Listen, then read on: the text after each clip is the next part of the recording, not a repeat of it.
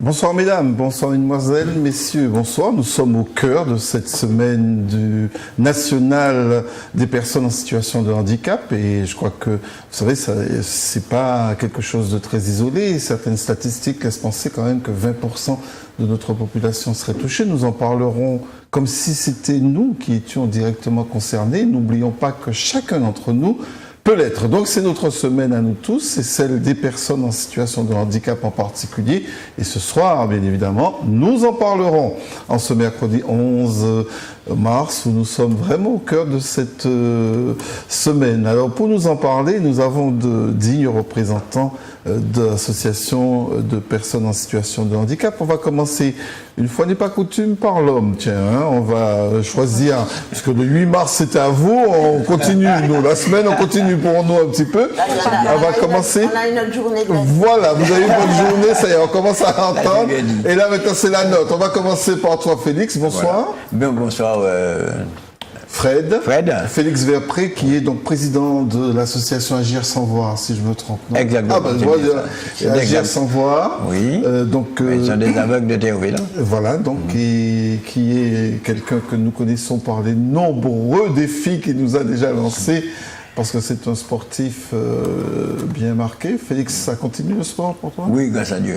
Oui. Parce que nous avons eu l'occasion de relier Port-de-France Caobé en kayak. En kayak. Donc, nous parlerons donc du handicap sensoriel que tu représentes à travers ta cécité. On en parlera aussi des malvoyants et des non-voyants, et puis des personnes qui n'entendent pas et puis qui ne voient pas. C'est aussi des personnes en situation de handicap.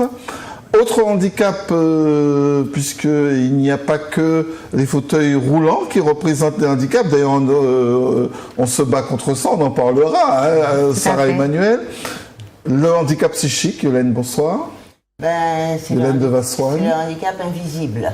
Il est invisible, mais c'est aussi une prévalence importante, c'est-à-dire qu'un nombre important de personnes en situation de handicap psychique. Je rappelle que tu représentes l'association, tu es la présidente de l'association Equinox. Voilà, qui rassemble les familles d'usagers de la psychiatrie. D'accord, donc nous parlons aussi du handicap psychique et de ce qu'il peut porter comme invalidité pour ces personnes en Martinique. Puis Sarah Emmanuel qu'on ne présente plus, mais bonsoir, on a le plaisir de la voir. Bonsoir Sarah Emmanuel, comment vas-tu? Je vais bien. Toujours aussi souriante. Sarah Emmanuel, qui elle préside l'association Handivalide. Alors, Afro-Hand. Afro-Hand, voilà. Qui organise le salon Handivalide. Voilà. Oui. Sarah Emmanuel Régis, qu'on ne présente plus, puisqu'elle milite depuis bien longtemps pour faire en sorte que les personnes en situation de handicap ne soient pas exclus ou mis dans un cadre bien précis, mais soient considérés dans l'entière société. Qu'on soit concitoyen comme citoyen. Comme citoyen, puisque c'est le sujet de notre émission ce soir. Nous allons parler de la citoyenneté et du handicap. Puisque nous sommes dans cette semaine, on sait que c'est pas simple tous les jours et qu'il y a évidemment énormément de choses à dire pour ne pas avoir la langue de bois, chose à aussi contester par rapport à ce que vous vivez. Alors, la première des choses que j'allais vous poser comme question, est-ce que vous avez le sentiment qu'en 2015, à tous les trois, la question du handicap en Martinique est une question qui est plutôt en progrès? Alors, on commence par toi, Félix. Est-ce que tu penses que le handicap en Martinique en 2015 est plutôt, la personne en situation de handicap est plutôt en situation de progrès en termes d'insertion? Oui, je vais dire honnêtement que vraiment il y a un petit progrès. Un petit progrès. Oui, c'est léger. Mais je vais dire une chose, c'est qu'auparavant, comparativement aux années précédentes, il faut dire que on pouvait compter sur le bout des doigts le nombre d'aveugles, de non-malvoyants, de fauteuils roulants qu'on pouvait rencontrer dans Fort-de-France. Et bon, il faut dire que les hommes politiques aussi ils se penchent sur la situation et par conséquent... Comment ils se penchent? Qu'est-ce qu'ils font précisément? Parce que là, c'est intéressant, on veut bien savoir ce qu'ils font. Hein. On va déposer un dossier, donc ils vont étudier le dossier correctement maintenant, mais auparavant, il faut dire que ce dossier était dans la poubelle et puis c'était au suivant. Donc maintenant, tu as l'impression qu'il y a un regard plus attentif à la question du handicap du côté des élus. Vous partagez, mesdames, cette... Alors c'est un avis, c'est vraiment mitigé. Hein. Oui, bah effectivement, ils ne font pas tous cet effort. Et quand ils le font, c'est vrai que la complexité pour nous, c'est de percevoir cette aide comme une aide comme tout citoyen et pas percevoir cette aide comme de la mendicité. Voilà, comme de la charité. Comme s'ils étaient obligés de le faire, alors qu'en fait on fait une demande de subvention comme toute association, comme tout citoyen fait une demande de subvention à l'État pour l'accompagner dans ses projets. Et aujourd'hui, effectivement, moi je suis quand même bien placée pour dire qu'on a beaucoup d'aide des élus, notamment de la région, qui nous accompagnent sur le Salon d'Invalides chaque année avec beaucoup de soutien des équipes, même si ce n'est pas forcément de grosses aides financières, mais en matière d'hommes, on a quand même beaucoup de soutien du personnel de région chaque année pour ça. Et puis, de manière générale, il y a des progrès qui sont faits en termes d'accessibilité, et je suis là aussi bien placée pour le dire, puisque c'est aussi mon métier, à part celui d'être en association. Mais on a encore beaucoup de travail, malheureusement. Et le plus gros, c'est celui de la conscientisation et de l'ouverture d'esprit de tout un chacun. De tout un chacun et des élus en particulier. Aussi. Hélène, est-ce que tu penses que là, on a... Yolène, pardon, voilà que je te baptise. Voilà. Est-ce que tu penses qu'on est dans une situation de progrès sur la question du handicap en Martinique ou du côté... S'agissant du handicap psychique... Oui. Particulièrement, oui. Au niveau des élus, c'est un travail très difficile. Nous avons un dossier en attente de réponse depuis plus de 2 ans, une demande de subvention, par exemple. Donc c'est un travail très difficile que d'arriver à impliquer les élus qui pourtant sont concernés au premier plan, puisque bon, quand il faut hospitaliser d'office des personnes qui, comme on dit, causent des troubles sur la voie publique, les premiers concernés sont les maires et, dans un deuxième temps, le préfet. Donc, c'est une situation à laquelle ils sont très souvent confrontés. Et là, nous sommes... Bon, il y a un discours nouveau qui tend aujourd'hui, mais au niveau du sanitaire, à être tenu, c'est que maintenant, on prend conscience que le handicap psychique nécessite véritablement un accompagnement et nécessite que les personnes concernées vraiment soient prises en compte dans une démarche globale de réhabilitation psychosociale et en particulier sociale. C'est quand même 50% des chances de rétablissement pour une personne. Ce qu'on fait au niveau du social. Le médicament, c'est 20%. Les psychothérapies, 30%. Et là, l'accompagnement social, c'est 50% des chances de réhabilitation. En nous rappelant ça, est-ce que tu es en train de nous dire que c'est pas suffisant, l'accompagnement social des personnes ? Je constate que les élus, en tout cas, sont encore très frileux parce qu'ils ont peur souvent de combien ça va coûter. D'accord. Et sans se rendre compte que finalement, le coût d'une démarche de réhabilitation est bien moindre que d'avoir des personnes qui rechutent sans arrêt quand justement il n'y a aucune politique, aucun programme de réhabilitation. Alors, ils rechutent sans arrêt et donc se retrouvent hospitalisés à répétition. Alors, j'ai l'impression que chaque année, on en met une couche, Semaine nationale des personnes en situation de handicap, et d'ailleurs les associations dynamiques que vous présidez tous et toutes, vous répondez présent, mais le reste du temps, j'ai le sentiment que bon, vous êtes un petit peu laissé pour compte. Non, c'est une impression ou c'est une réalité? C'est pas seulement une impression, si je peux me permettre. Mais... Non, mais tu peux te permettre. On est là pour se permettre d'ailleurs ici. Mais j'ai envie de dire, c'est une semaine pour moi comme toutes les autres, parce qu'effectivement. Pour ceux dans mon association qui veulent prendre part à cette semaine, ils ont tout à fait le droit. Personnellement, c'est une semaine comme toutes les autres, donc je vais au travail comme comme tout le monde, tous les jours. Est-ce que tu penses que ça a un intérêt particulier? Pour moi, non. Non? Non, on a le droit, effectivement, hein, comme il y a la journée de la femme, il y a la journée pour le sida, il y a la journée pour... Donc oui, il peut y avoir des semaines pour la personne en situation de handicap. Maintenant, elles sont en situation de handicap toute l'année. Donc pour la toi, problématique, c'est cette dynamique de médiatisation n'a pas l'impact escompté? Oui, puisqu'on nous fait exister que pendant une semaine dans l'année, alors que normalement, on existe tous les jours. Quoi. Oui. C'est le travail de citoyenneté qui doit être fait, justement, c'est celui pour lequel je me bats également, qui est l'accessibilité, qui n'est pas mis en valeur. S'il n'y a pas d'accessibilité, il n'y a pas de personne en situation de handicap qui soit autonome et qui soit citoyen.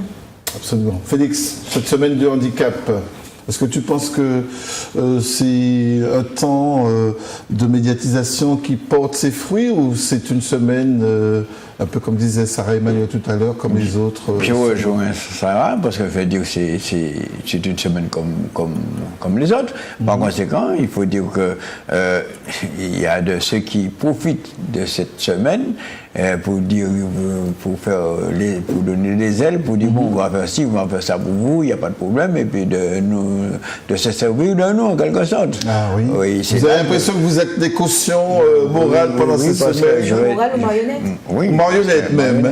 Parce que je veux bien entendre tout ça.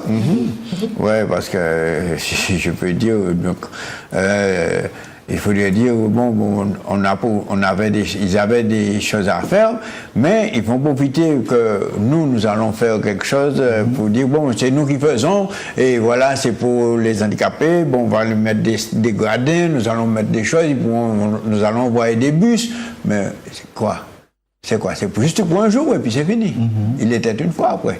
Donc, de toute façon, ce que je dis, c'est servir de nous pour faire marcher, et puis surtout dans la période d'élection. Oui, en plus. Je dis là, c'est trop. Moi, il faut arrêter avec ça. Je soulève aussi, je soulève à nouveau la problématique de l'accessibilité. Oui. Et je faisais justement cet amalgame. On va fêter en grande pompe la semaine des personnes en situation de handicap, mais qui a parlé du 11 février 2015, qui fêtait les 10 ans de la loi du 11 février 2005, et qui était l'une des un certain nombre de choses en termes d'accessibilité. Qui est l'une des lois la plus importante. On pourrait vous dire aussi que c'est un peu de votre faute d'avoir laissé passer. Ah non, on n'a pas laissé passer. Qu'est-ce que vous avez fait vous, il y a eu une manifestation. Réagir. Il y a eu une manifestation le 11, alors pendant toute une semaine, avec la DRJSCS, d'ailleurs il faut saluer M. Lorto, qui est un peu à l'initiative de tout ça, en partenariat avec la Ligue, le comité handisport Martinique. On était sur le Malécon le mercredi de la semaine d'avant, on était au Vauclin, on était à Trinité où il y a eu des journées de démonstrations sportives, de sensibilisation des gens dans les communes et des questionnaires ont circulé effectivement pour un peu avoir le pouls de la population.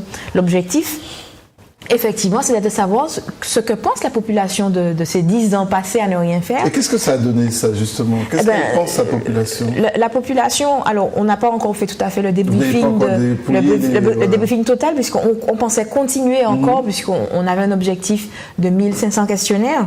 On en est un peu à la moitié, donc aujourd'hui, on voudrait continuer un peu à poser ces questionnaires. De toute façon, les 10 ans, c'est pour toute l'année, donc on voudrait continuer ces questionnaires et pouvoir avoir un bel échantillon de la population. Mais déjà, ce qu'il en ressort, c'est que beaucoup de gens, parce qu'on parlait, on a eu des sujets comme la sexualité, comme l'accessibilité, qui ont été soulevés dans ces questionnaires, et beaucoup de gens nous ont fait comprendre qu'ils ne savaient pas que, par exemple, une personne en situation de handicap pouvait être intégrée dans une relation intime avec quelqu'un d'autre sans pour cela avoir de grandes difficultés, quel que soit le handicap. Ils ne savaient pas non plus qu'en termes d'accessibilité, il fallait respecter au mieux les places handicapées et pour quelles raisons surtout il fallait respecter ces places, à quoi elles servaient.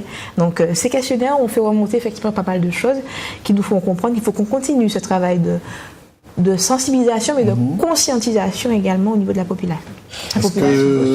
Oui, Félix. Ce que je voulais dire, c'est qu'au niveau du transport, c'est très important pour nous, parce que pour sortir en commune, pour venir ici, c'est très difficile. On y reviendra, parce que la question du transport semble vraiment encore une double peine pour les personnes en situation de handicap. C'est déjà pas facile pour les personnes qui sont dites valides. Mais alors pour les personnes en situation de handicap, c'est en mode. Est-ce que les semaines nationales, ça te va bien, Yolène, pour... Nous, personnellement, on ne participe pas spécialement à ces semaines-là, parce que c'est vrai que c'est un combat que nous avons à mener au quotidien, et que il y a peut-être d'autres moments forts dans l'année où nous mettons en avant le handicap dont je m'occupe, qui est le handicap psychique. C'est vrai que pour ces personnes, il n'y a pas de question d'accessibilité, il n'y a pas de question de place réservée. De toute façon, elles n'y ont pas droit. Puisque l'accessibilité humaine, si, quand même. Puisque c'est un handicap invisible, donc on considère que quantité d'autres choses ne leur sont pas accessibles. Et pourtant, c'est un handicap qui est particulièrement lourd. D'autant plus lourd que ce que je m'évertue à répéter, c'est qu'il y a le handicap lié aux difficultés de la maladie de ces personnes, mais un handicap qui est d'autant plus lourd à cause du regard porté par la société sur elles. Et c'est en fait ça qui est le plus handicapant. Mais est-ce que c'est pas valable pour tous les... Est-ce que c'est pas valable pour tous les handicaps, justement, ce regard Bien sûr. Est-ce que, par exemple, Félix, quand tu circules, évidemment, tu les vois peut-être pas, mais est-ce que tu ressens, est-ce que tu perçois, parce qu'on peut ressentir quand même. Les arrêts sur Absolument. Qui sont importants. Oui. On ressent, et puis d'après les paroles, parce que... parce qu'il y a même aussi des paroles. Je suis aveugle, mais j'écoute, j'entends bien. Donc, je traverse, et bon, ça va. Fais-nous, partage-nous avec nous. Mais vous dites pas de Bocaï, c'est qu'à faire, toujours qu'à prier un pied pour nous, pas de côté votre côté, pas de vous n'avez pas venir prier, vous êtes qu'à prier un pied pour nous. Donc ça, c'est vrai. C'est un peu difficile, même sous le parcours du semi-marathon, je courais, puis... Eh bien, bon, avec vous couchez en cabane, nous, là. Bon, et puis, heureusement qu'un peu plus loin, on entend. Vous êtes un exemple, continuez comme ça. Alors, donc, ça nous encourage un peu, et puis ça donne du bon au cœur, et puis on continue. Et à quoi on peut associer ça, mesdames et messieurs, ces propos, ce mépris qu'on a vis-à-vis des personnes en situation de handicap? C'est l'ignorance pour toi? Les gens pensent que ça n'arrive qu'aux autres. Oui, voilà. Tant qu'ils ne sont pas un jour concernés, et n'importe qui aujourd'hui peut être concerné par un handicap quelconque. Oui, c'est ce que je disais en introduction. Péter un câble, on perd son travail, un deuil, une rupture sentimentale et on bascule. Un AVC tout simplement, un accident de la voie publique. Donc, les gens continuent à penser que ça n'arrive qu'aux autres. Et le jour où ils sont concernés, ils se rendent compte vraiment de ce que c'est que... Mais on est quand même embêté, enfin, on est quand même surpris de voir. Quand on prend ça sous l'angle spirituel, l'angle laïque, on se dit, mais on est dans une société judéo-chrétienne où le partage, la solidarité, l'amour, tout ça. Et ça devrait porter justement respect, tolérance. Moi, je crois qu'il y a longtemps que notre société a évolué vers un modèle sociétal très occidentalisé, où les notions de solidarité, de communauté qui existaient il y a encore 2-3 générations n'existent plus aujourd'hui. On est entré dans l'ère un peu du chacun pour soi. Et voilà, donc il s'agit maintenant de recréer dans les quartiers, c'est ce que je vais commencer à faire aux côtés de la ville de Fort-de-France, essayer de recréer dans les quartiers un peu cet esprit communautaire de façon à ce que les personnes en situation de handicap dans un quartier ne soient plus en situation d'exclusion, mais en situation d'inclusion sociale. C'est-à-dire qu'on arrive vraiment à les intégrer à la vie du quartier, à la vie culturelle, etc., quoi. Mais alors, si on est dans une république, et on est censé être, l'égalité est une devise très forte. Est-ce que vous avez le sentiment que cette égalité vaut aussi pour des personnes en situation de handicap? Est-ce que vous avez l'impression que parce qu'on a compris que la solidarité, laisse tomber, ça marche pas trop. Mais au moins l'égalité.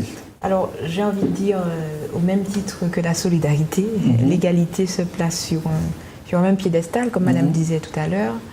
Notre société est devenue individualiste, même nombriliste, ce qui fait que si je ne suis pas dans la situation, je ne vais pas aller regarder pourquoi l'autre il est comme ça et faire en sorte de le tirer dans cette mauvaise passe. Donc, être égal quand c'est accessible, oui, et je rebondis encore sur l'accessibilité, mais quand il faut s'appuyer sur quelqu'un pour évoluer, non.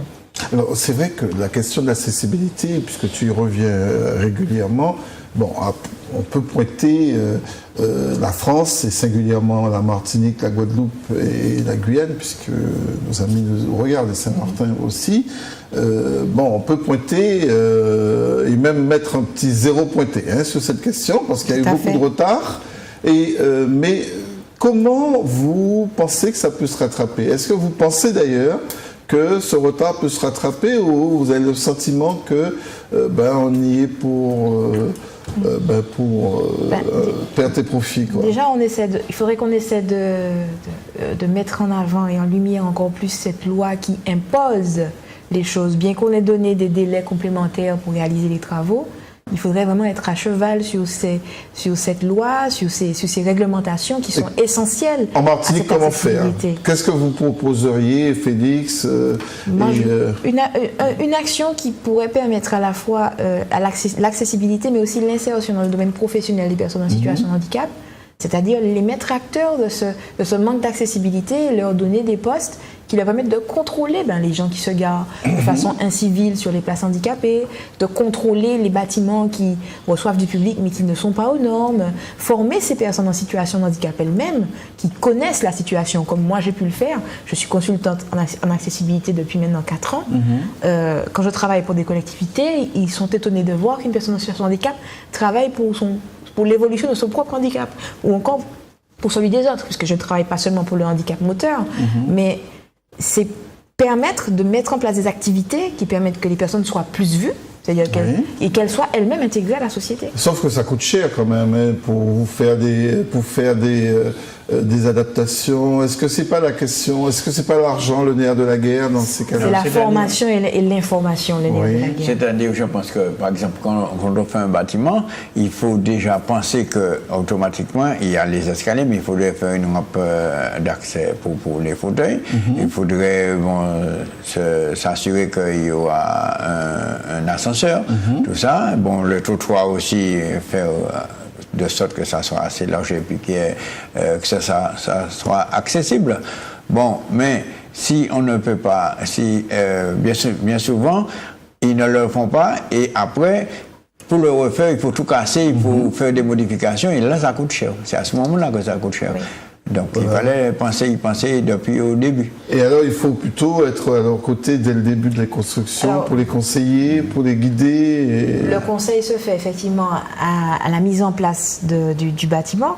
Mais quand on a des bâtiments comme en Martinique qui ont déjà plus d'une dizaine, une quinzaine d'années, le travail aussi est possible. Sauf qu'il faut travailler avec des professionnels qui sont vraiment formés sur la question. Vous pensez qu'on peut sur les vieux bâtiments mettre des ascenseurs? J'ai déjà eu à le faire, c'est possible. Et c'est possible? Et avec un peu d'effort, un peu de jugeote, d'imagination et aussi de beaucoup de logique, on arrive à faire de grandes choses. Mais tout dépend de la construction qui est existante. Parce qu'on ne peut pas mettre un ascenseur sur quelque chose qui est encore branlant ou alors qui oui, bien sûr. Mais ce qui est branlant doit être de toute façon détruit en général, puisqu'on est quand même en zone sismique. Donc si ça branle. Là aujourd'hui, c'est ça, c'est faire un travail de formation, d'information, de sensibilisation de grande masse. On se donne combien d'années encore pour y arriver? Une dizaine d'années supplémentaires? J'ai envie de parler en mois. Pour dire qu'au niveau de la sensibilisation... Je suis une optimiste. il faut l'être. On peut parler en moi en termes de sensibilisation, en tout cas, pour essayer de faire changer les esprits au niveau politique, au niveau des réalisateurs de ces nouveaux, de ces anciens bâtiments pour la rénovation. Et puis, en termes d'années, effectivement, pour la réalisation des travaux. D'accord. Alors, autre chose aussi qui fait que, là, ça rejoint toute forme de handicap, c'est la représentation que les gens ont du handicap. Alors là, est-ce que vous avez l'impression que ça a beaucoup avancé, ça?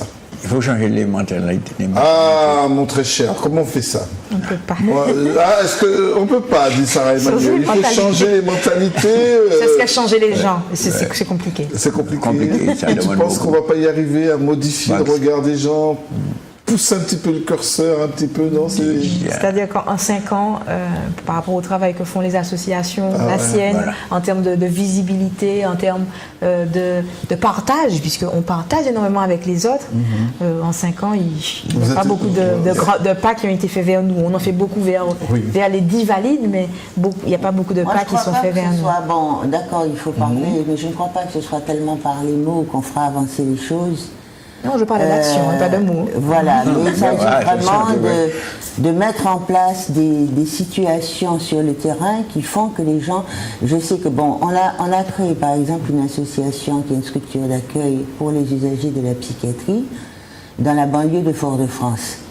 Eh bien, on a été confronté à une violence extrême de la part du voisinage. Et pourtant, on avait fait, dès notre arrivée, on avait invité tout le quartier, tout le voisinage à venir pour leur expliquer c'était quoi les troubles psychiques, pour leur expliquer ce qu'on allait faire. C'est une structure d'accueil de jour pour qu'ils viennent au contact justement des personnes concernées qui étaient là relativement nombreuses ce jour-là. Ça n'a pas empêché qu'il y ait des réactions d'une extrême violence de la part des gens du quartier. J'ai entendu, quand je vais ouvrir ma fenêtre, c'est ces gens-là que je vais voir devant moi. Ces gens-là. Ces gens-là. Il y a même eu un politique, parce qu'à l'époque, il y avait des élections. J'ai même entendu, à ce moment-là, un politique qui se présentait comme candidat fustiger le Conseil général pour nous avoir aidés à nous implanter dans le quartier. Donc, et puis petit à petit, ça fait 5 ans qu'on est là. Les gens se sont rendus compte que les personnes en situation de handicap psychique ne sont pas plus agressives que les autres. Elles sont même 17 fois plus souvent victimes d'agressions que le citoyen quelconque. Que personne n'a été égorgé, que personne n'a été agressé, que tout se passe très bien dans le quartier. Donc je pense que on a vu récemment à la télé, par exemple, un quartier du côté du Marigot, je crois, où il y a 14 familles qui accueillent des personnes en situation. Et finalement, il y a eu un esprit communautaire qui s'est constitué. Et finalement, tout le quartier, au départ, les familles même disent qu'elles étaient réticentes parce que, bon, l'image de la folie qu'on véhicule, évidemment, de tous les handicaps, c'est certainement... On rejette les autres handicaps, mais celui-ci, il fait particulièrement peur. Ouais. Et il est particulièrement rejeté parce qu'il fait peur. Les gens ont physiquement peur d'avoir à leur côté une personne qui a des troubles psychiques, parce qu'elles s'imaginent que ce sont des personnes agressives, etc. Bon. Et donc, en créant de plus en plus de structures dans les quartiers, là où vit la population, je pense que c'est comme ça que la population en fera tomber beaucoup de barrières, parce qu'à côtoyer quotidiennement ces personnes, on se rend compte que toutes les idées qu'on avait, finalement, sont totalement fausses. Par exemple, les stagiaires que nous accueillons à longueur d'année dans la structure, qui n'avaient jamais été en contact avec des personnes souffrant de schizophrénie ou de troubles bipolaires, c'est bon, eh ben, elles en repartent toutes, et je sais que ce sont des personnes qui chacune vont à leur départ porter un message dans leur entourage de ce qu'elles ont vécu et de ce que leur ont apporté ces personnes, de la richesse qu'elles ont, de tout ce qu'elles ont à transmettre en termes de valeurs humaines, en termes d'authenticité. Donc moi je crois que c'est chaque structure comme ça qui s'implantera fera un peu tache d'huile et c'est ainsi que la population, je crois, se rendra compte. Sauf que tout à l'heure, Sarah Emmanuel disait, c'est aussi le fruit, le résultat de l'ignorance des gens. Alors, est-ce que vous ne péchez pas par défaut d'information auprès des personnes? Est-ce que vous vous faites connaître suffisamment? Est-ce qu'on vous voit suffisamment? Est-ce qu'on vous côtoie suffisamment? Je pense qu'on n'est jamais assez vu, jamais assez entendu. Mais je pense aussi la photo média, il ne faut pas le cacher. Oui, parce qu'on fait pas mal de manifestations, ils sont invités ou ils ne viennent jamais. Jamais. Jamais. Même nous, on ne vient pas?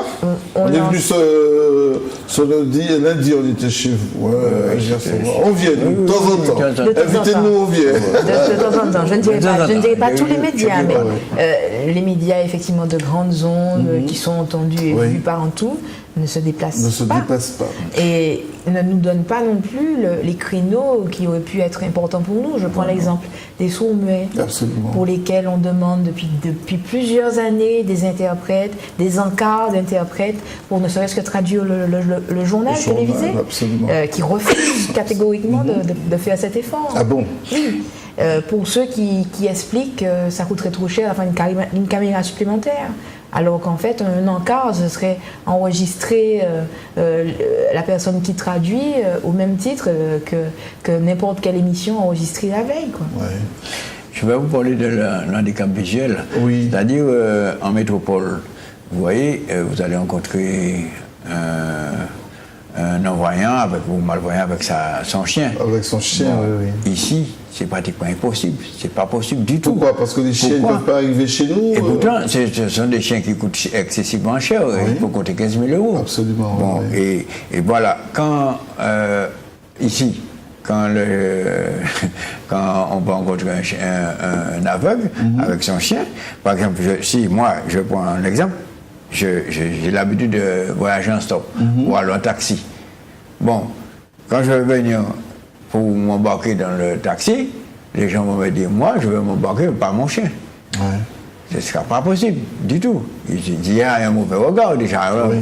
Pour les chiens, dans les pantalons moins, les chemins, non. Donc ça, je comprends ça. Bon, ben là, on est bloqué avec ça. On ne peut pas, si vraiment on veut avancer, se déplacer avec son chien, c'est pas possible. Alors, est-ce que la question du chien, est-ce qu'il y en a suffisamment en Martinique parce que ce sont quand même des chiens bien spécialisés, qui sont dressés, oui, je cherchais le mot. Est-ce qu'il y en a suffisamment pour des chiens pour malvoyants? Est-ce que les chiens guides, oui, le chien guide, il y a des. On ne voit pas beaucoup, hein. On vous voit quelquefois avec vos cannes blanches, mais avec les chiens, c'est plutôt rare. Ce sont des métropolitains, des gens qui viennent d'ailleurs, qui viennent ici accompagnés de leurs chiens. Et vous allez voir, j'ai des amis de Dunkerque qui sont venus ici chez moi, ils avaient un chien, et bien on a été manger, je vais dire, dans un hôtel, et ils ont dit non, le chien ne rentre pas, vous laissez votre chien dehors. Non. Et la dame n'a pas voulu entrer à cause de son chien, n'a pas voulu manger non plus. Donc on n'a pas accédé, on n'a pas compris que le chien était un peu quelque part son guide et sa béquille. Voilà. Ils ont dit non, carrément. Vous entrez mais pas votre béquille. C'est-à-dire qu'en fait c'est un peu comme on disait tout à l'heure, c'est en méconnaissance de tout, mais surtout de la loi, puisqu'effectivement, il y a le texte de loi le dit bien, et il y a des obligations et des textes qui sont sortis pour laisser ces chiens avoir accès dans tous les lieux publics, puisque ce sont effectivement les accompagnants les plus précieux de ces personnes pour leur permettre, entre guillemets, d'être leurs yeux. Leurs yeux, absolument, c'est ça. Donc c'est assez délicat d'entendre ça, mais en Martinique, comme en métropole ou en Guadeloupe, on est livré à la même enseigne, malheureusement. Et pourtant, on peut avoir un guide gratuitement, puisque c'est gratuit. Par contre, on nous invite à venir là-bas passer un mois en compagnie du chien, faire sa connaissance, rester pendant un mois avec lui. Et après, on a le droit de l'emmener avec nous en Martinique, tout ça. Et donc, il faut garder 1 heure de promenade par jour. Donc, lui donner de l'eau, et puis voilà, partir, lui montrer le chemin pour une première fois, et puis après, il vous emmène partout. Yolette, vous voulez réagir Non, mais je dis que d'une façon générale, la loi de février 2005, c'est très bien. Sauf que, on ne s'est pas donné les moyens de faire en sorte que cette loi soit effectivement appliquée. La France vient d'être épinglée par la Cour européenne pour sa politique, ou plutôt sa non-politique, à travers des personnes en situation de handicap. Ça veut tout dire. Ça veut tout dire.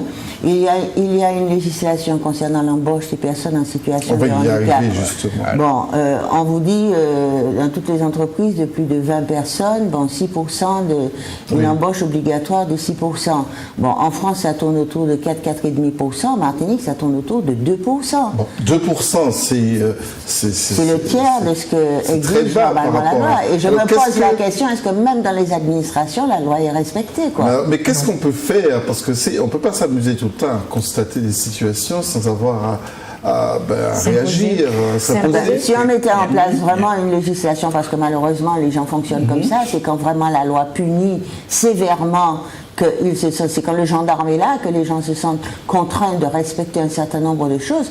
Aux États-Unis, 1 minute de parking sur une place pour handicapés dans un parking coûte 250 dollars d'amende par Ici, ça coûte minute. 130 dollars, 130 euros quand même. 130 oui, mais euros. 130 euros, on peut y rester toute la journée.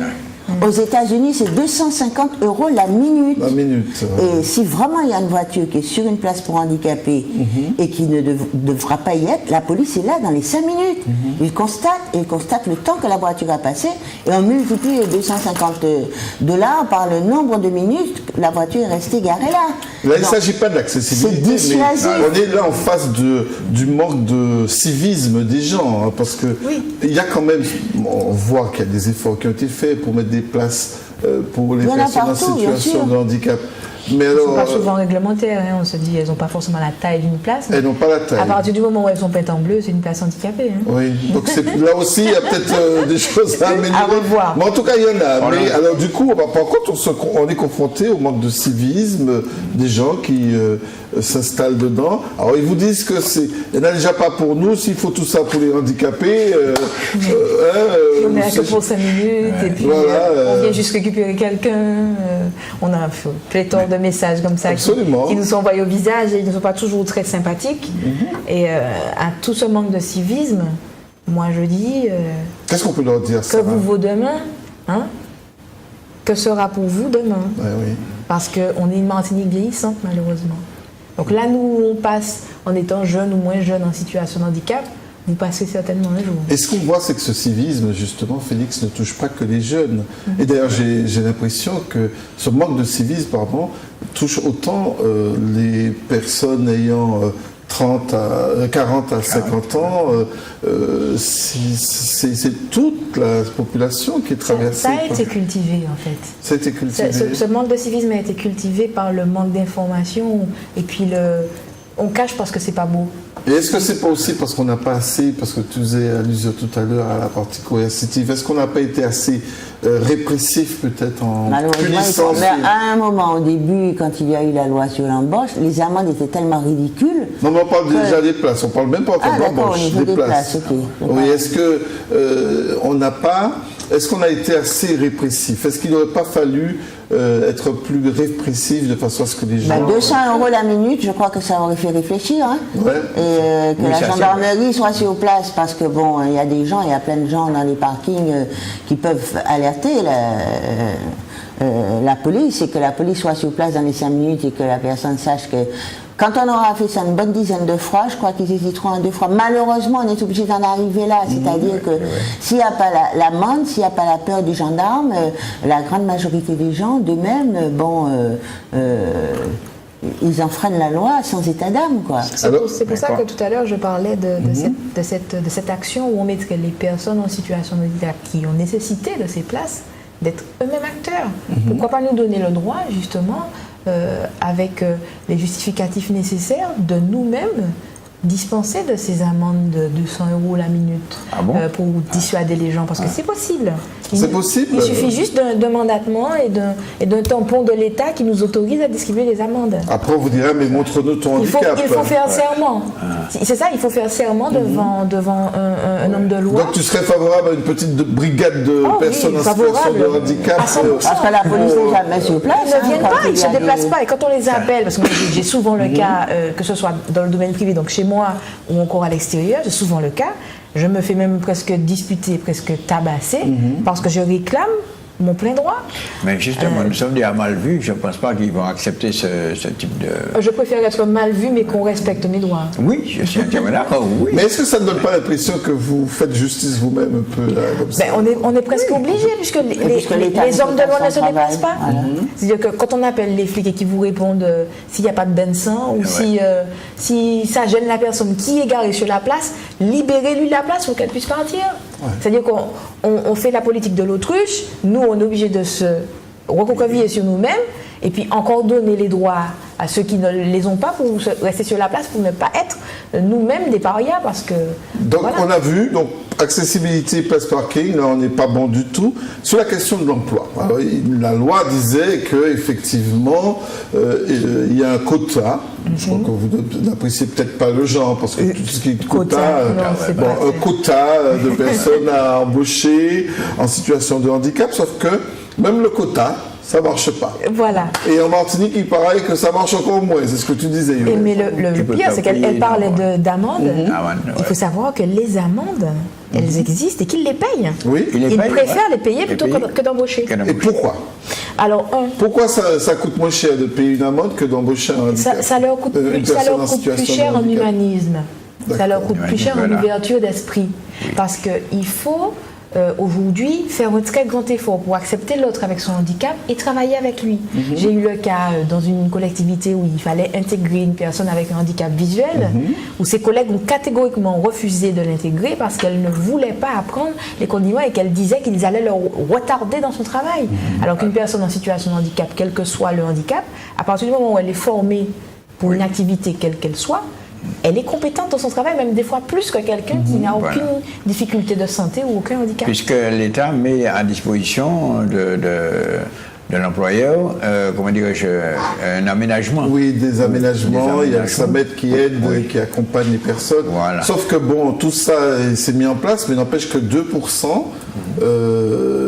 au lieu de 6 en Martinique, et quand on parle de handicap psychique, c'est quasiment zéro. Et pour le handicap psychique, alors, surtout pas. Les personnes que je connais en situation de handicap psychique qui travaillent, c'est parce qu'elles avaient déjà une activité avant de tomber malade. Et que, bon, elles ont pu plus ou moins être maintenues, quitte à les changer, adapter leur poste de travail, c'est-à-dire à leur proposer quelque chose de moins lourd. Mais bon, nous vivons dans une société de compétitivité, où l'individu, aujourd'hui, est censé être rentable. On demande aux gens d'être productifs. Or, dans la grande majorité des cas, embaucher une personne en situation de handicap psychique, c'est une démarche citoyenne de la part de l'employeur. Oui. Une personne en situation de handicap psychique, il faut que l'employeur se dise dès le départ que ce ne sera pas une personne compétitive. Parce que bon, il y aura peut-être des arrêts de travail sans doute plus fréquents que chez d'autres. Il va falloir qu'elle soit accompagnée sur son lieu de travail, tout au moins au début, qu'il y ait vraiment un réseau qui se mette en place pour qu'elle ait confiance en elle. Dans la grande majorité des cas, quand il y en a qui, ne faisant pas état de leur handicap, de leur trouble, arrivent à être embauchés, à plus ou moins long terme, mais plutôt à court terme qu'à moyen terme, il y a une rechute au bout, parce que ce sont des personnes qui exigent d'elles-mêmes, parce qu'elles ne veulent pas, elles ont le droit de ne pas faire état de leur handicap, parce que la plupart des employeurs, si vous arrivez en disant « bon, je voudrais travailler, mais voilà, j'ai un handicap psychique », vous pensez bien la réaction. Donc, la plupart sont obligés de cacher leur situation de handicap, ce qui veut dire que quand ils sont embauchés, on attend d'eux le même rendement que les autres. Or, ils se mettent une pression énorme parce que, bon, ce sont des personnes que le stress... chez qui le stress provoque des rechutes. Mais en même temps, Yolène, le même rendement au nom de l'égalité, c'est quand même concevable.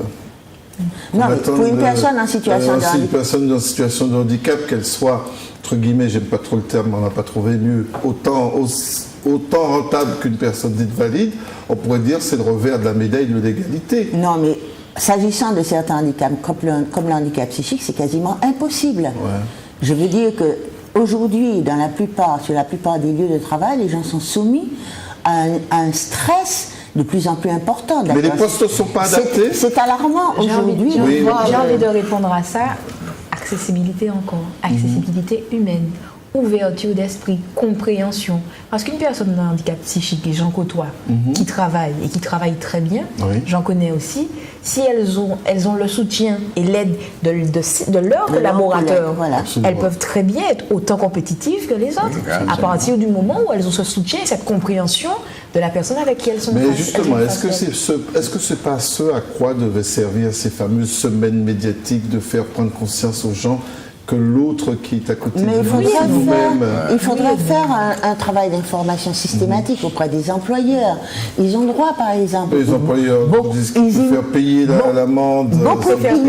Beaucoup ignorent ce que, par exemple, la GFIP peut mettre en place. Ils ignorent, par exemple, qu'ils ont droit à certaines aides en cas d'embauche, etc. C'est de moins en moins ignoré, c'est beaucoup plus sous-jacent que ça. C'est-à-dire qu'aujourd'hui, m'embêter à embaucher une personne avec quel que soit le handicap, et puis payer mon amende, et derrière ça, faire des actions ponctuelles de sensibilisation dans ma société qui diminuent le montant des amendes à payer, puisque c'est ce qui existe aujourd'hui. Oui, l'État crée la loi, mais elle fait derrière un effet pervers qui dit que vous avez fait une action, au moins une action dans l'année en faveur du public en situation de handicap, le montant utilisé pour réaliser cette action sera substitué du montant de l'amende. Donc forcément, je vais faire beaucoup plus d'actions que je ne vais embaucher, ce qui va me prendre beaucoup plus de temps, beaucoup plus d'énergie, selon eux. Maintenant, dans la réalité des choses, une fois qu'on est formé à un travail, qu'on est bac plus 4 ou bac plus 12 ou bac rien du tout, on arrive à travailler comme tout un chacun si on est accepté en tant que tel. Alors, vous parliez de l'embauche, mais de la formation des personnes, c'est quelque chose d'extraordinaire. Est-ce que vous avez le sentiment que là aussi, on est dans une citoyenneté parfaite, à savoir, est-ce que la formation des personnes en situation de handicap vous satisfait ou qu'il y a encore des efforts à faire d'intégration dans les centres de formation? J'ai envie de te dire, tu sais que le travail que nous faisons au niveau d'AFROP depuis déjà des années pour créer notre centre de formation adapté et je sais le combat que tu mènes, oui. Au combien c'est difficile déjà d'avoir des autorisations d'ouverture parce qu'on va accueillir un public spécifique de tout type de handicap. Rien que pour ça, on a déjà les bâtons dans les roues. Et imagine-toi que tu es un centre de formation tout à fait lambda qui doit accueillir une personne de handicap, quel qu'il soit, ou même, je prends l'exemple d'un sourd encore une fois, il faut qu'il y ait une interprète, il faut qu'il y ait quelqu'un qui puisse accompagner ce sourd dans sa formation. Ça va durer 2 jours et puis le reste du temps, advienne que pourra, il va se débrouiller comme il peut. Comme pour nos jeunes en insertion qui ne sont pas en situation de handicap et qui ne sont pas accompagnés pour autant. C'est-à-dire que c'est un combat de tous les jours pour faire valoir ce qu'on a appris et valoriser nos acquis. C'est-à-dire que même si au bout de 10 ans, on n'a obtenu aucun diplôme, mais qu'on a fait des jobs dans un état de service ou un autre, on doit pouvoir valider ce qu'on sait faire et montrer aux autres qu'on est compétent dans ce qu'on sait faire. Mais même au niveau de ça, au niveau de la formation, c'est caduc. Ça ne marche pas. Je vais dire une chose, ce que Sarah Emmanuel disait, c'est qu'il y a aussi, par exemple, quelqu'un qui vit entre nous, une personne en situation de handicap, il faudrait que nous soyons honnêtes et que nous voulons aller de l'avant, faire quelque chose, puisqu'il faut que lorsque on essaie de faire notre travail, mais pour le faire bien, ne pas laisser à désirer, au contraire, il faut prendre son temps. Et aussi, je me souviens que j'ai eu quelqu'un en formation, une stagiaire, et je disais, passe-moi un balai là, nettoie un petit peu. Ah non, je ne veux pas faire ça parce que j'ai une ménagère chez moi. Alors donc, tout de suite, ça m'a freiné un petit peu. Je dis, mais si moi je voulais t'aider à aller de l'avant, là, comme tu m'as freiné là, je ne pourrais pas avancer. Oui. Ça, c'est très délicat. C'est que moi, personnellement, je suis obligé de le dire, puisque moi, en tant que personne en situation de handicap, je veux ouvrir la porte pour toi, mais je sens que tu ne veux pas avancer. Sauf que peut-être que certaines personnes en situation de handicap peuvent aussi être très sensibles et peuvent réagir à des demandes de ce type, comme par exemple étant des manques de reconnaissance de leur personne. Elles ont tellement été touchées dans l'estime d'elles-mêmes que ça peut, en disant prends le balai, fais-le pour moi, passe le balai, et ça peut être vécu comme ah ben voilà, il me prend aussi pour la soubrette quoi. Je comprends, mais non, c'est pas ça. Il faut dire. Alors que c'était pas ton intention. Non, pas du tout, aucun moment. Parce Alors que moi, je ne vois pas, et je dis bon, mais si tu vois, je sais que j'ai senti qu'il y a quelque chose là qui il y a de la poussière, peux-tu passer un coup de balai pour moi, s'il te plaît? Ah non, je ne peux pas faire ça parce que j'ai une bonne chez moi.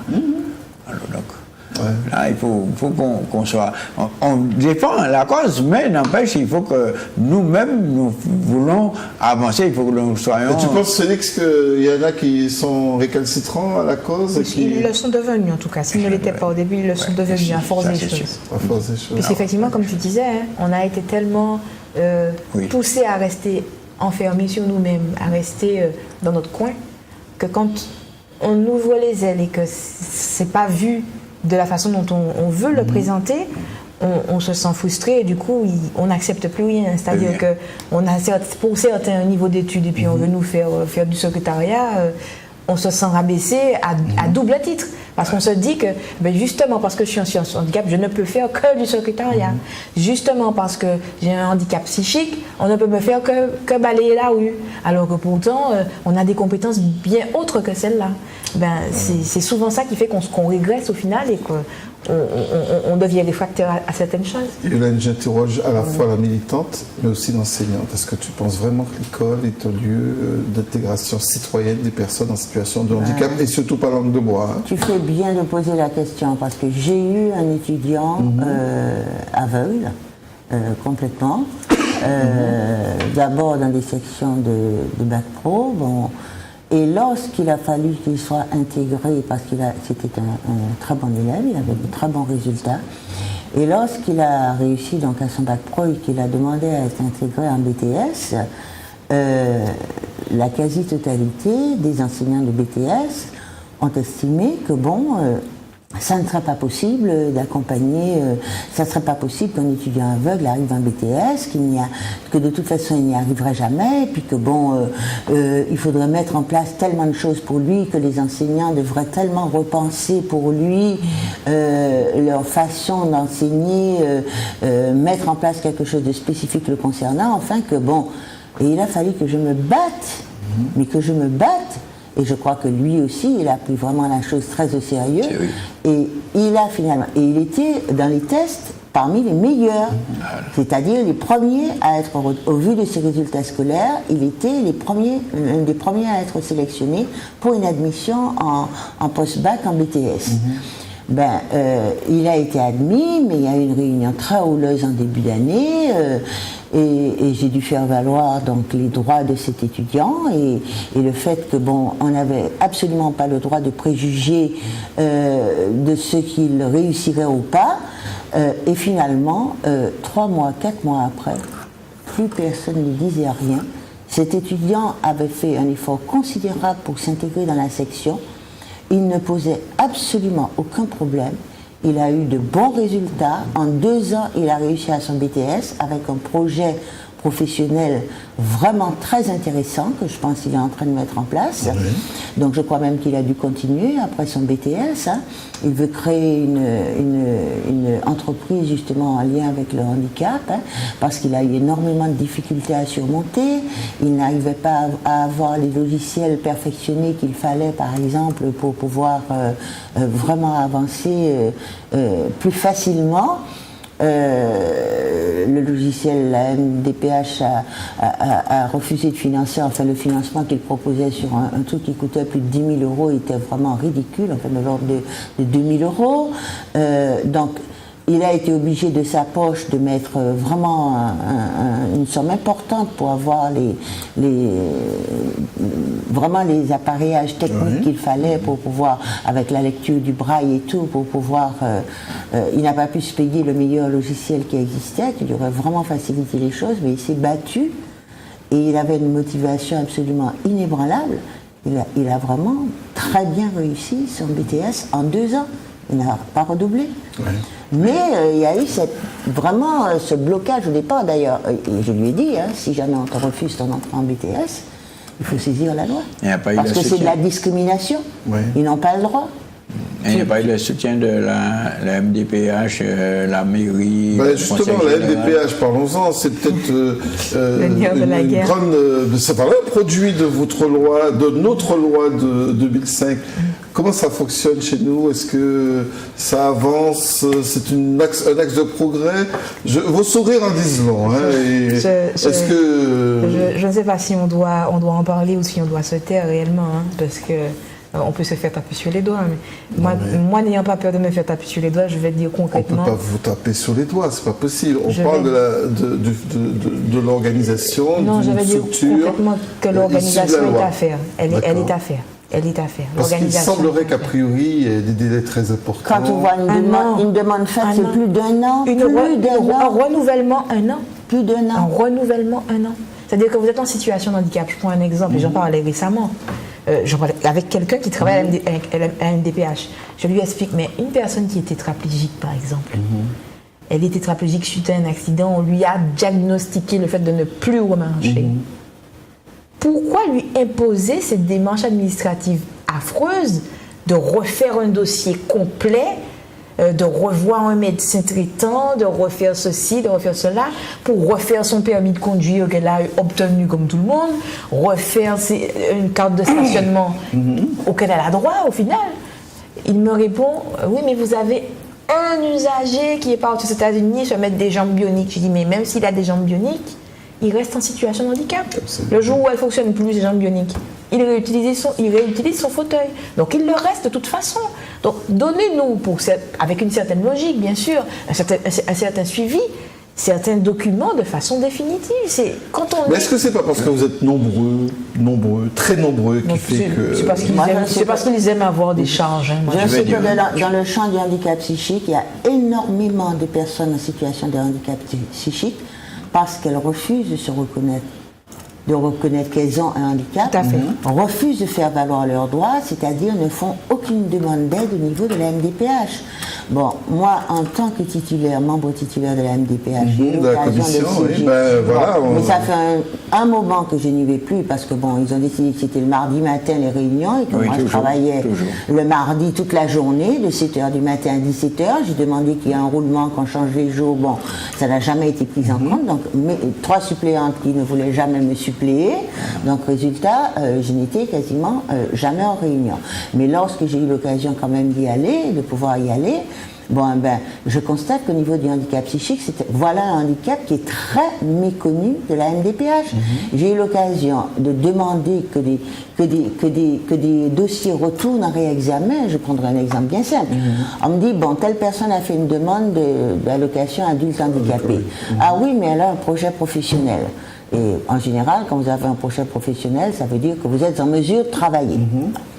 Je dis très bien. Et elle a un projet professionnel, alors est-ce que vous pouvez nous le lire? Alors, il commence à lire le projet professionnel. Alors, ça commençait par, c'était quelqu'un qui avait un bac +2, donc il voulait travailler dans l'informatique. Après, on est allé se balader dans l'horticulture, dans le même courrier. Ensuite, ça s'est terminé où finalement la personne disait que si elle pouvait travailler, même comme maçon dans une entreprise, elle accepterait. C'est-à-dire que dans un courrier, il y avait 3-4 trucs complètement différents, complètement C'est preuve que la personne n'avait pas incohérents. encore Alors, consolidé un projet quand ils ont lu le professionnel. courrier, je C'est leur pas ai un dit projet visiblement, professionnel que de ne pas il n'y savoir avait où pas on de va. projet professionnel. Donc, quand ils ont lu le courrier, je lui ai dit attendez, vous appelez ça un projet professionnel? Mais il est clair que cette personne ne sait pas dans quelle direction elle veut aller. Parce que Mais est-ce qu'il y a des structures justement pour accompagner les personnes, pour ou consolider alors leur systématiquement qu'on vous refuse par exemple des aides. On vous refuse une aide humaine. On vous refuse une aide humaine parce que la personne n'a pas un handicap moteur ou un handicap sensoriel. Ouais, n'entre pas dans D'accord. les critères, Sauf peut-être. que Les critères. l'aide humaine, c'est la famille. Parce que souvent, il y en a énormément famille qui s'épuise. qui sont absolument dans l'incapacité de gérer leur quotidien. Donc, c'est l'aidant familial qui va se Absolument. substituer à l'aide humaine. La MDPH refuse, à partir du moment où il n'y a ni handicap moteur, ni handicap sensoriel, refuse de considérer que ces personnes puissent avoir besoin d'une aide Malgré ta humaine. présence, Yolène, Donc, au sein de la ce CDAPH. sont- Non, mais ils vous disent que c'est comme ça, que c'est les textes pratiquement MDPH. Donc, la personne n'a pas de handicap sensoriel, n'a pas de handicap moteur. Donc, elle n'a le pas droit handicap d'aide humaine. psychique, elle n'a pas droit à une aide humaine. Et là- Oui, Parce que nous, on ne Oui. paie pas les femmes de ménage. Et là, moi, j'ai envie voilà de les dire, réponses que ça met- j'entendais. quand il refuse pour une personne avec un handicap psychique, déjà pour handicap psychique, c'est compliqué parce que ça met deux personnes dans une situation difficile.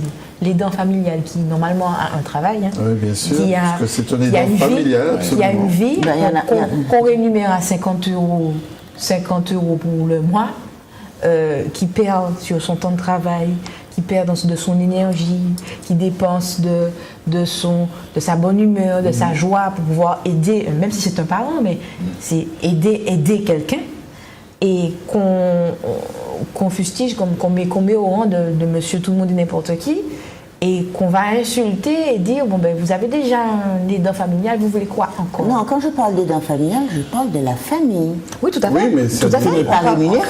Oui, aussi, vous avez au niveau de l'MDPH, il y a... Pour les personnes en situation de handicap moteur, mais psychique, c'est Non, compliqué. quand, hein. quand on vous donne un aidant, quand la MDPH, oui, qu'on vous accorde un aidant familial, cet aidant familial est rémunéré.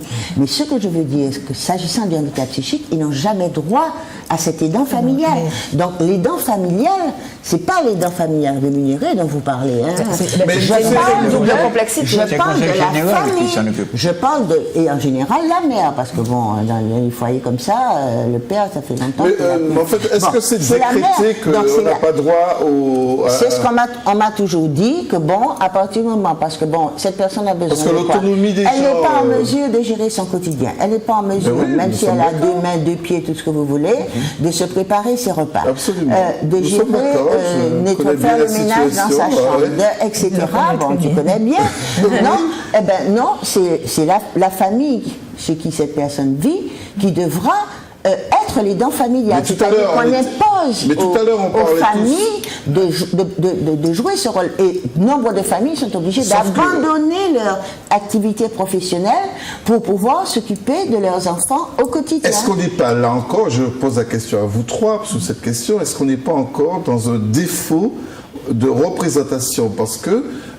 est-ce que la question de l'autonomie des personnes, par exemple, est-ce qu'elle est bien appréhendée?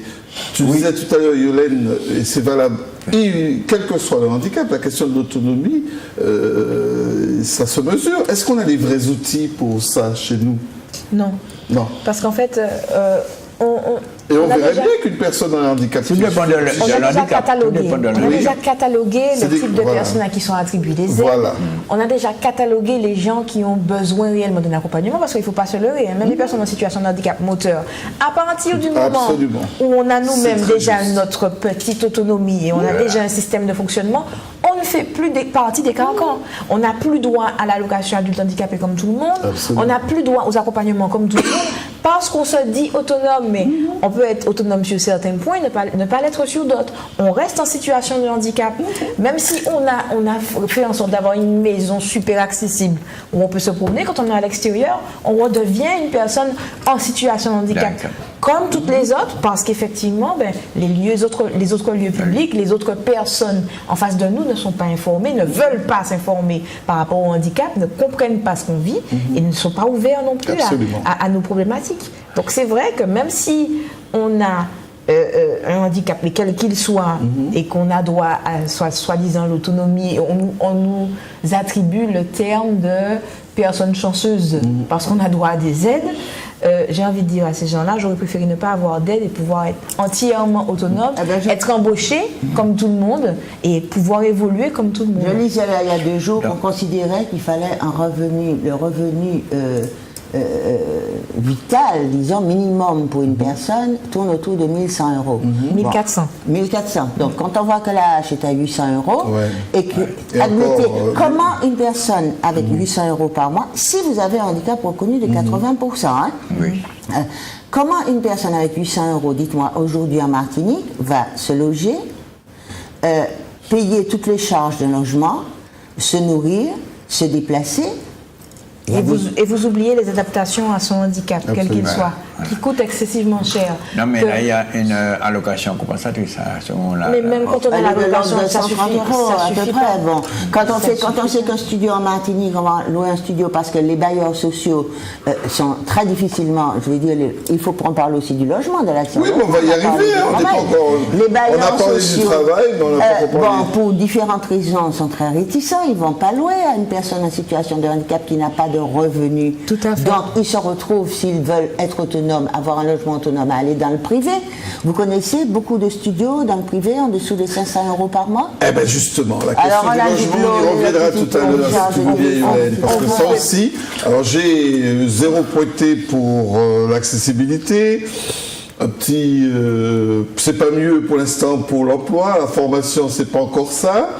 Alors, oui, tu voulais dire quelque chose? Juste pour dire que concernant la MDPH, bon, je tu suis sièges suppléant, aussi, oui. suppléant, et donc j'ai eu l'occasion d'être en réunion le mardi, et par conséquent, j'ai constaté dernièrement qu'il y a pas mal de dossiers en retard, mais qui est dû à un manque de médecins. Il y a eu des retards à cause de l'absence de médecins, et que voilà, ils sont en train de faire le maximum, et que ce sont des dossiers de 2013 qui sont en train de rattraper pour finir, et puis... En 2013, en 2015. Donc imaginez-vous et comprenez que si... Donc il y a des gens qui sont en fin de droit depuis 2 ans, qui n'ont pas perçu d'âge. Le renouvellement est caduque, parce que vous allez attendre 1 an pour qu'on fasse un renouvellement, mais d'ici que le renouvellement soit établi et affecté, vous allez déjà refaire une demande de renouvellement pour les 5 ans à venir. Donc c'est un éternel cercle vicieux qui se reproduit peut-être pas tous les 5 ans, parce qu'on refait les dossiers tous les 5 ans, mais on fait de l'attribution tous les 5 ans, mais le dossier, vous le refaites quasiment tous les 2 ans. Ouais. Quand vous regardez bien. Félix, ils ont trouvé un médecin, ça y est, c'est oui, bon, ça va. Donc le flux devrait normalement... Mais là, vous allez travailler tous les mardis, là, et de 8h à minuit. À minuit, pour rattraper les retards. Non, mais de toute façon, c'est une équipe vraiment soudée, ils font le maximum pour avancer les choses, et je pense que pour 2013, ça va finir, c'est presque fini, donc ils vont attaquer 2014 et c'est bon. C'est bon, c'est pas comme ça que... J'aurais aimé qu'ils nous fassent comprendre, qu'ils nous expliquent un peu, qu'ils soient un peu plus ouverts au niveau de la MDPH pour nous expliquer les rouages, vraiment comment ça fonctionne, parce que beaucoup de gens sont hébétés de voir le temps d'attente. Pour ne serait-ce qu'une demande, on a, je ne sais pas combien d'années, un renouvellement, une année entière, parce qu'effectivement, il y a eu des problèmes effectivement avant, mais quand on nous demande de remplir un dossier MDPH, on a un certificat médical à remplir. On va voir son médecin traitant ou un médecin de rééducation compétent pour remplir ce dossier. Tampon obligatoire, ça veut dire que quand vous le ramenez à la MDPH, qu'il n'est pas tamponné, on le refuse le dossier. Donc le médecin traitant, ce n'est pas un charlatan, c'est bien un médecin qui vous connaît depuis des années, puisque c'est votre médecin traitant, il connaît votre handicap. Donc pourquoi ne pas s'appuyer et faire confiance à ces médecins traitants qui remplissent ces documents pour faire évoluer les choses plus vite? Pourquoi attendre un médecin extérieur qui ne connaît pas la Martinique, qui a dû arriver de je ne sais où, pour le temps qu'il s'imprègne du local, de comment ça fonctionne, du temps de travail de chacun, de l'énergie de chacun, pour pouvoir remplir un dossier? On sera encore là dans 2 ans, dans 3 ans, donc des gens de 2013. Tu serais pour qu'il y ait un peu plus de souplesse dans les rouages, quoi. Peut-être pas de souplesse, parce qu'effectivement, il faut le contrôle, c'est normal. Mais qu'on puisse s'appuyer sur les professionnels existants en Martinique. Et en attendant, que font ces personnes qui attendent 2 ans sans argent? Eh bien, elles font rien. Elles demandent le RSA. voilà. Elles ont ça, mais bon, pareil, le RSA, c'est pour une personne célibataire, c'est moins de 500 € par mois, donc pareil. Vous avez un logement, vous mangez, comment vous faites? Parce que je peux dire... Hein, donc ce sont les aidants familiaux, quand je dis les aidants familiaux, pas professionnellement parlant, ce sont les familles qui finalement subissent tout le poids, très souvent tout le poids du handicap, parce que lorsque il n'y a pas d'aide extérieure, la seule aide que la personne a, c'est finalement la famille, quoi. Et c'est vraiment quelque chose de très lourd. Mais en plus, dévier vers le RSA, c'est quand même une forme de cote mal taillée, parce que c'est pas prévu pour ça. Voilà. La hache est prévue pour les personnes en situation de handicap. S'il faut qu'elles compensent par le RSA, on est dans une sorte de biais qui Donc on leur dit ça, faites une demande de RSA. Il y a on autre attend. chose, il y a autre chose aussi dans ce système que je comprends mal, c'est-à-dire que la MDPH vous attribue l'allocation adulte handicapé, Oui. vous l'avez, et c'est bien à vous. Une fois que vous arrivez à la CAF qui est celle qui paie cette allocation, Oui. on vous enlève 300, 400, 500 euros parce qu'on n'a pas reçu une déclaration de ressources de je ne sais trop quelle année antérieure, ou qu'on a un document qui nous est parvenu mais qu'on ne sait pas ce qu'on a fait avec, mais on ne veut pas vous le dire. C'est parfaitement aberrant. Alors, j'ai envie de vous répondre vraiment peut-être même de façon un peu provocatrice. Vous savez qu'on n'aurait jamais enlevé 500 euros dans la paye d'un salarié, sauf que les salariés sont syndiqués, sont organisés. Est-ce que c'est pas aussi votre maillot faible, on va dire? On aurait dû se syndiquer et gréver comme tout votre le monde. organisation, est-ce que vous pesez dans cette société, Yolène, Sarah, Emmanuel et Félix? Alors moi j'ai envie de te dire qu'on pèse dans la mesure où quand on se déplace pour aller au restaurant par exemple, comme c'est pas accessible, on va se déplacer avec 2-3 personnes pour accéder là où on veut aller. Là, Donc c'est on le va pouvoir manger d'achat, voilà. pour 4 et pas pour une. À ce moment-là, le pouvoir d'achat, on l'a. On est existant.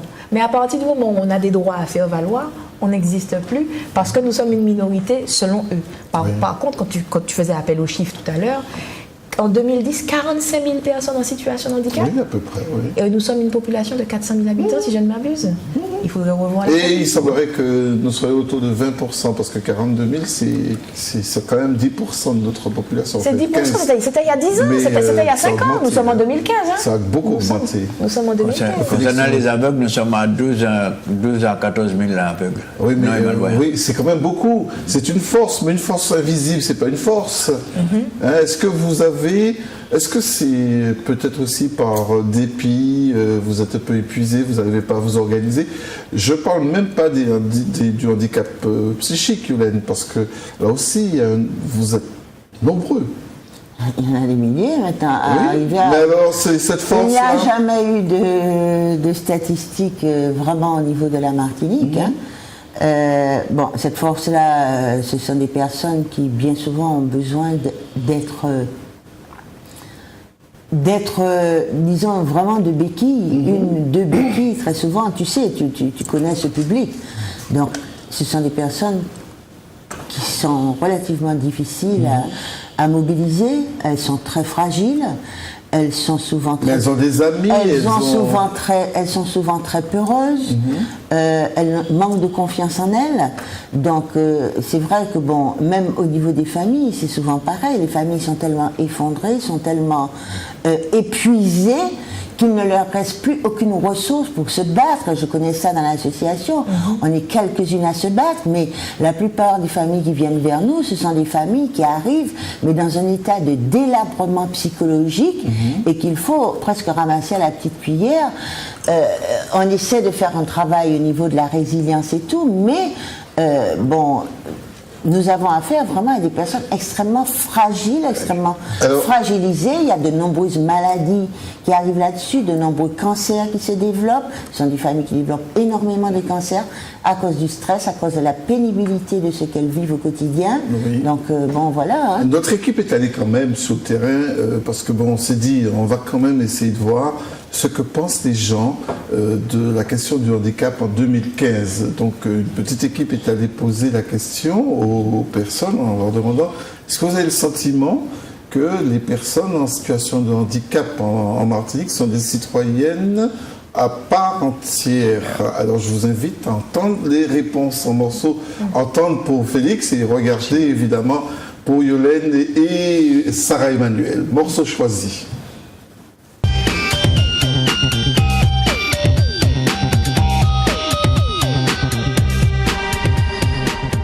je constate que tout n'est pas fait pour qu'il puisse évoluer, puisque quand vous regardez bien pour les places de parking, il y a toujours quelqu'un d'autre garé à la place. Et il faut se rendre compte aussi qu'ils n'ont pas d'éléments pour pouvoir, s'ils veulent monter, quand il pleut par exemple, vous pouvez remarquer qu'il y a du bois, ils auraient dû mettre une rampe pour quand ils montent pour pouvoir se déplacer. Quand ils entrent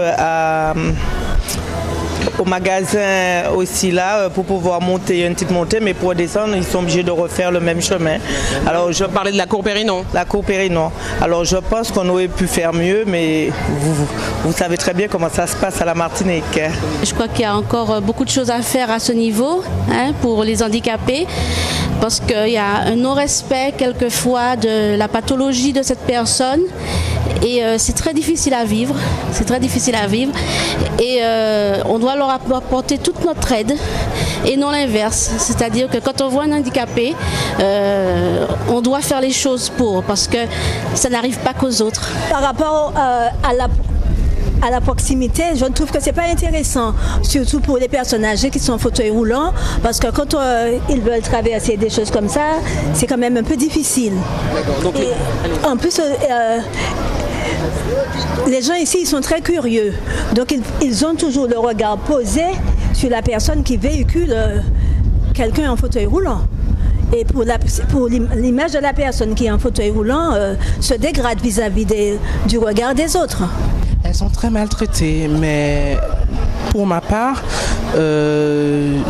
j'aime bien les aider, j'aime bien prendre soin des handicapés. C'est des personnes comme nous-mêmes, donc essayons d'être solidaires le plus que possible. Pas tous, non, vraiment, pas tous. Il y en a de ceux qui sont bien acceptés, il y en a de ceux qui ne sont pas bien acceptés. Qu'est-ce qui vous permet de l'affirmer? Je ne l'affirme pas, c'est que j'en ai déjà vu des gens handicapés qui sont vraiment mal reçus par d'autres qui sont mal acceptés, quoi.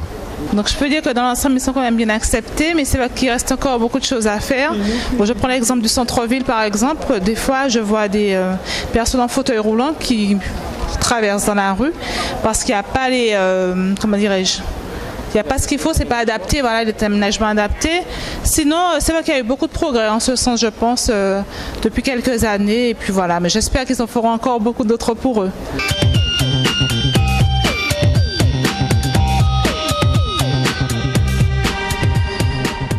Tu disais, Sarah, pas de pitié pour... Pas de pitié et pas d'assistanat, s'il vous plaît. Pas d'assistanat. Voilà, c'est pas ce que vous attendez. Vous attendez l'égalité de traitement, voilà. Le regard. Oui, tout à fait. Le regard est égal. Et j'ai l'impression aussi que les gens, et là, ça a dû peut-être... À un moment, tu as même dû te dire, mais est-ce que je suis concerné? Les gens ont le sentiment que le handicap, c'est toujours le fauteuil roulant. Il y a une sorte d'association. Tout à fait. Et comment on peut les amener à sortir justement de cette représentation? C'est déjà une représentation qui est faite par l'État, par la loi, encore une fois. Exactement. Puisque quand on doit mettre une place handicapée, on ne met pas le sigle qui représente une personne déficiente psychique ou encore une personne déficiente visuelle. On met une personne en fauteuil roulant. Voilà, tout à fait. Alors qu'en fait, la place adaptée, elle est pour tous ceux qui ont le macaron, place de stationnement réservée. Donc, c'est vraiment encore un travail à faire sur l'ouverture d'esprit, et ça c'est pas seulement pour le tout public, c'est également pour ceux qui font les lois, puisque apparemment ils font les lois et eux-mêmes ils arrivent à les contourner avec quelques idéaux qu'ils ont. Ils se disent bon ben ça c'est toujours ce qu'on a vu, donc on continue à le voir. On voit beaucoup plus souvent des personnes en fauteuil, donc ce sera le logo qui sera attribué à tout ce qui est réservé aux personnes en situation de handicap. Pourtant tout type de handicap existe. Oui, il y a des personnes qui veulent rendre service, ils veulent aider. Mais il y a une manière de le faire, c'est-à-dire, tout dépend de l'handicap, c'est-à-dire, je dis toujours pour quelqu'un qui est non malvoyant, bon, j'ai la canne, je traverse, non, attendez, je vais vous faire traverser. Et la canne, la main qui a la canne, la personne veut soulever la canne. Venez avec moi, faites-moi confiance, venez. Et quand je tombe, oh là là, mais tu n'avais pas vu que c'était comme ça, il y avait un canne. Bon, et puis, tu n'avais pas vu, alors ça te comble pour quelqu'un qui est malvoyant. Je suis tombé, je suis blessé un petit peu au genou. Non, ça m'est arrivé, j'ai dit, désormais, personne C'est pour ça qu'on va nous traiter de sauvages ou de ah oui, on veut vous aider, mais vous nous repoussez. Mais c'est pareil pour les personnes avec déficience physique, j'en côtoie. C'est-à-dire qu'on voit une personne dans une détresse, systématiquement on veut faire à sa place. C'est pas ce qu'on demande. Si jamais j'avais besoin d'aide, j'aurais fait appel à vous. Quand je vais faire des courses, par exemple, dans les supermarchés, les gens s'étonnent de voir une personne en fauteuil roulant qui déambule dans les couloirs du supermarché pour pouvoir choisir ses articles. Mais j'ai tout à fait le droit, comme tout un chacun. Et je choisis, bien malgré moi, des articles que j'aime. Donc si c'est au dernier étage du rayon et qu'il faut faire tomber tout le rayon sur moi pour que j'attrape ce que je veux, je le fais. Bon, maintenant, pour éviter de bousculer ou de faire du mal à quelqu'un, je vais gentiment, si j'en ai besoin, demander de l'aide. Mais non, mais systématiquement, vous allez voir le schéma inverse. Je me promène dans le couloir, on me stoppe pour me dire « Vous voulez ça, madame ?» Je dis « Je n'ai rien demandé à personne. » Ou on vous prend un article que vous n'avez jamais demandé. Donc, gentiment, vous prenez pour ne pas vexer la personne qui a voulu aider avec toute sa gentillesse, tout son cœur. Et puis vous redéposez quand elle a tourné son dos, puisque c'est parce que vous vouliez, vous n'aviez jamais rien demandé. Donc c'est pour ça qu'on dit oui à l'aide, non à l'assistanat. Alors vous savez quelque chose, la France citoyenne, celle qui Charlie, propose une loi depuis quelques années qui s'appelle la loi Dallot. C'est la loi droit au logement pour tous. Bon, donc si j'en parle, c'est qu'on est au cœur de notre 4e point, le logement. Sur ces questions, où est-ce qu'on en est? Est-ce que vous avez l'impression que vous bénéficiez de cette loi, ce droit au logement On est égal à toutes les personnes qui ont besoin de logement à ce niveau, puisque on ne trouve pas, comme eux. Les logements sociaux qui sont censés être réservés aux personnes en situation de handicap sont ouverts à tous. On donne à des parents de familles nombreuses des logements en rez-de-chaussée. Alors que normalement, il y a priorité pour les personnes en situation de handicap, et ça, quel que soit le handicap. Mais est-ce qu'il y a un quota aussi pour dans les logements sociaux? Y a-t-il un quota de logements qui doivent être réservés aux personnes en situation de handicap, un peu comme pour le boulot? Je sais que déjà au niveau des municipalités, ils ont dans les programmes de logements sociaux droit à un certain pourcentage de logements. Donc déjà les municipalités, les élus qui sont vraiment sensibilisés, peuvent, s'ils le veulent, utiliser ce quota de logements auquel ils ont droit pour les donner à qui ils veulent. Donc, ils peuvent parfaitement décider, et ça c'est un engagement de la part des élus, de décider que bon, s'ils ont droit à 20 logements ou à 10 logements, excusez-moi, ils vont consacrer au moins la moitié de ces logements à des personnes en situation de handicap. Ça, ils ont la possibilité de faire ça. Bon, est-ce que le bailleur social est tenu par la loi de réserver, ça je l'ignore, mais je sais qu'au niveau des élus, en tout cas des municipalités, ça existe. Donc, le bailleur social lui aussi est tenu de respecter la réglementation dans la loi de 2005. Alors, est-ce qu'en Martinique, il y en a pour des gens, les logements c'est facile, c'est fluide, c'est accessible. C'est au même titre que des mamans, comme j'expliquais tout à l'heure, des familles nombreuses ou encore des gens qui sont dans le besoin financier. Nous sommes à ce niveau, sur le même piédestal. Nous sommes égales là, à ce niveau. Mais il n'y a pas de catégorie à ce moment-là. On n'est plus en situation de handicap. On fait partie des gens qui ont une difficulté de revenus et qui, s'il y a de la place, on vous donne. Voilà. S'il y a des logements adaptés, parce qu'il faut aussi... Et la plupart du temps, quand ils sont dits adaptés, il faut chercher la place de stationnement, il faut vérifier l'ouverture des portes, il faut vérifier également l'aménagement des sanitaires qui, des fois, ne sont pas respectés. Donc, pour les personnes en situation de handicap psychique, il n'y a pas de question d'adaptation, mais c'est une autre difficulté qui se pose. C'est la cohabitation. Et là, les bailleurs sociaux nous ont alertés à plusieurs reprises. Et c'est un problème auquel ils sont confrontés, c'est-à-dire que comme ces personnes n'ont souvent pas droit à un logement, souvent c'est la famille qui fait la demande de logement en son nom, et une fois qu'elle obtient le logement, qu'il la met la personne dedans. Bon, parfois ce sont elles, mais c'est rare qu'elles arrivent à obtenir un logement, puisque la première chose qu'on vous demande, ce sont vos revenus et tout ça, et comme souvent elles n'en ont pas, enfin bon, certaines arrivent à être quand même dans des logements sociaux d'une façon ou d'une autre. C'est l'accompagnement de ces personnes. C'est-à-dire que bon, la gestion du quotidien, aussi bien que ces personnes soient dans son milieu familial ou qu'elles soient dans un logement autonome, nécessite un accompagnement. Mais il y a une association, Yolène, qui s'occupe d'accompagnement dans les logements sociaux, qui regroupe d'ailleurs l'ensemble des bailleurs sociaux. Normalement, c'est C'est prévu. l'association. Bah, la LS en particulier. Non, mais l'ARS, justement, moi, ils ont fait appel à moi pour venir faire des formations à leurs travailleurs sociaux. En me disant, bon voilà, donc ils ne sont pas encore assez formés à ça. Qu'est-ce qu'il faut faire lorsque les voisins nous signalent que telle personne est très bouillante la nuit, c'est une personne en situation de handicap psychique, il faut qu'on arrive à entrer dans l'appartement, la personne peut être agressive, me demande comment faire pour approcher déjà, entrer en contact avec cette personne.